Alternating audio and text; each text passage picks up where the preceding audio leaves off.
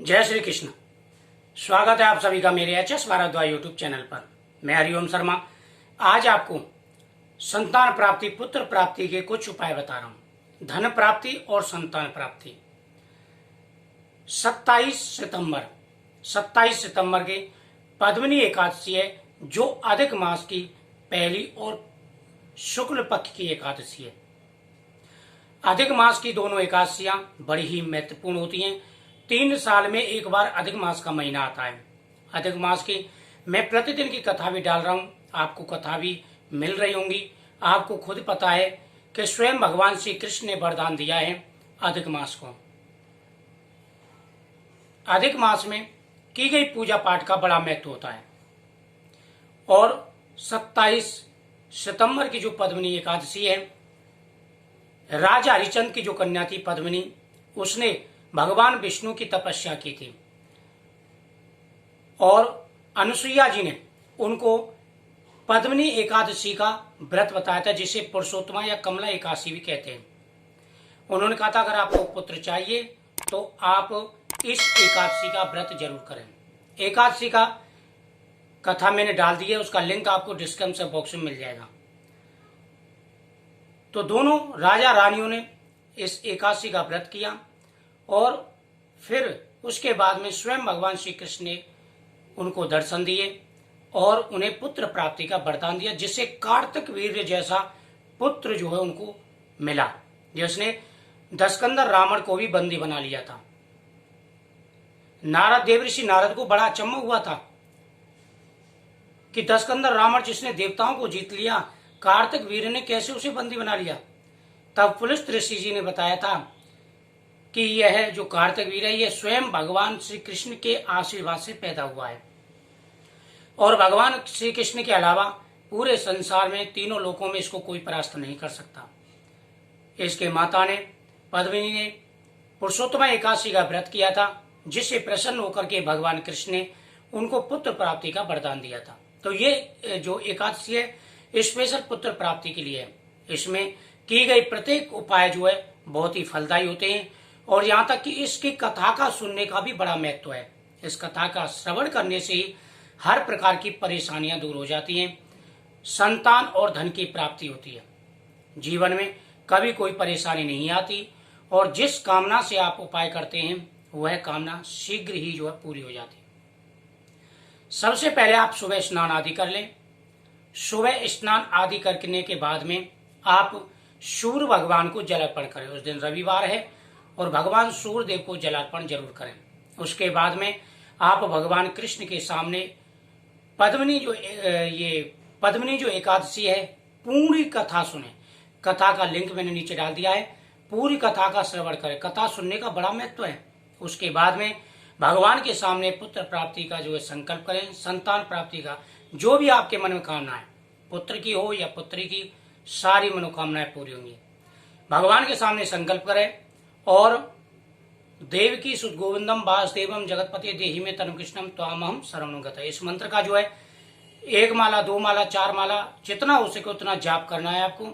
भगवान के सामने दीपक जला करके ओम श्री ह्रीम क्लीम ग्लोम, ये जो है इसका संपुट होता है। संपुट लगावें तो आप अच्छी बात है, ना लगा सके तो सादा मंत्र का भी आप जो है जाप कर सकते हैं। मंत्र मैंने स्क्रीन पर दे दिया है, आप इसको देख करके पढ़ सकते हैं।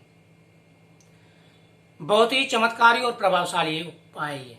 इसके करने से शीघ्र ही संतान के योग बन जाएंगे। जो हम संतान प्राप्ति के लिए उपाय करते हैं, मैं और भी उपाय बताऊंगा, वीडियो को पूरा देखें। संतान प्राप्ति के लिए जो भी हम उपाय करते हैं, तो उन उपायों को करने से क्या होता है कि हमारे योग बन जाते हैं। शीघ्र ही संतान प्राप्ति के योग बन जाते हैं, जिससे आ रही बाधाएं संतान प्राप्ति की दूर हो जाती हैं। कई बार ऐसा होता है कि पुत्र प्राप्ति के योग नहीं बन पाते या संतान प्राप्ति में शादी के बाद में कई साल हो जाती हैं। तो इसलिए भगवान विष्णु की पूजा आप जरूर करें, कृष्ण भगवान की पूजा जरूर करें और इस एकादशी का व्रत जरूर करें। स्पेशल संतान प्राप्ति के लिए यह व्रत है। उसके बाद में जैसे आप यह जाप करेंगे, फिर लास्ट की जो माला करेंगे आप, तो आप तुलसी पत्र लेकर के रख लें। एक कटोरी में तुलसी पत्र लेकर के रख लें और जैसे एक मंत्र बोलेंगे, एक बार तुलसी का पत्ता जो है भगवान के सामने अर्पण कर दें। दूसरा मंत्र बोलेंगे, भगवान के सामने अर्पण कर दें। ऐसा आप 21 बार भगवान को अर्पण करना है। ज्यादा पत्ते आप अर्पण करेंगे तो उनको जो आप प्रसाद के रूप में ग्रहण नहीं कर पाएंगे। अगर आप 108 पत्ते चढ़ा सके तो आप ग्रहण कर सकते हैं, नहीं तो आप 21 पत्ते भी चढ़ा सकते हैं। भगवान को मक्खन मिश्री का भोग लगाएं, सालग्राम जी की पूजा करें और इस दिन अन्न नहीं खाएं, व्रत रखें, फलाहार ले सकते हैं। गर्भवती जो महिलाएं हैं वह अपने हिसाब से देख लें। 5 महीने मंथ से जो ऊपर समय होता है ये थोड़ा सा परेशानी का होता है, क्योंकि इसमें हर समय खाने के लिए चाहिए, बच्चा परेशान हो जाता है। अगर आप पूजा कर सके तो पूजा कर ले, मंत्र जाप कर ले। व्रत ना रख सके तो कोई बात नहीं है। अगर आप व्रत रखें तो आप अपने हिसाब से देख ले, कुछ ना कुछ खाते रहें, फलाहार वगैरह। उसके बाद में जैसे आप ये मंत्र का जाप कर लेंगे, उसके बाद में आपको गौ माता के लिए खिलाना है।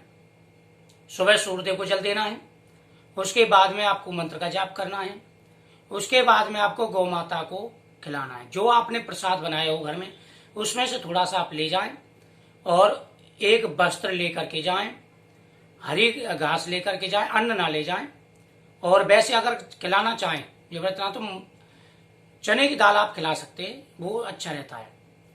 तो ये सारा सामान ले जा करके माता गौ की जो पहले नमस्कार करें, माथे पर टीका लगाएं और यह सामान सारा खिला दें। खिलाने से आपकी मनोकामना जल्दी पूरी हो जाएगी। उसके बाद में शाम के समय आपको तुलसी माता के सामने दीपक जलाना है, चौमुखी दीपक, अपनी मनोकामना बोल करके। तुलसी माता के सामने, भगवान विष्णु के सामने आपको चौमुखी दीपक जलाना है। ये बहुत ही शुभ है। दिन में आप जैसे फलाहार कर लेंगे, भगवान सालग्राम के सामने बैठ करके आपको फलाहार करना है। उस समय आप थोड़ा सा आटा और कुछ द्रव्य यानी दक्षिणा उस आटे में रख दें, कुछ फल रख दें और वह भगवान का नाम लेकर निकाल करके अलग रख दें कि मैं जो ये पूजा कर रहा हूं और इसका फल मुझे मिले, मेरी मनोकामना पूरी हो। और जो सामान आप रखेंगे उसे द्वादशी के दिन ब्राह्मण को दान कर दें। द्वादशी वाले दिन जब आप वेद का पारायण करें उससे पहले, पारायण करने से पहले आपको भगवान की पूजा करनी है और उसके बाद में ही आपको जो है व्रत खोलना है। तो अगर आप सच्चे मन से रखेंगे ये व्रत तो आपकी मनोकामना अवश्य पूरी होगी। ब्रह्मचर्य का पालन करें। इस महीने में संतान प्राप्ति के लिए आप ट्राई ना करें तो अच्छा है, वैसे आपकी इच्छा के ऊपर है। तो इन सारी बातों का आप ध्यान रखें, आपकी मनोकामना जल्दी से जल्दी पूरी हो जाएगी। जय श्री कृष्ण।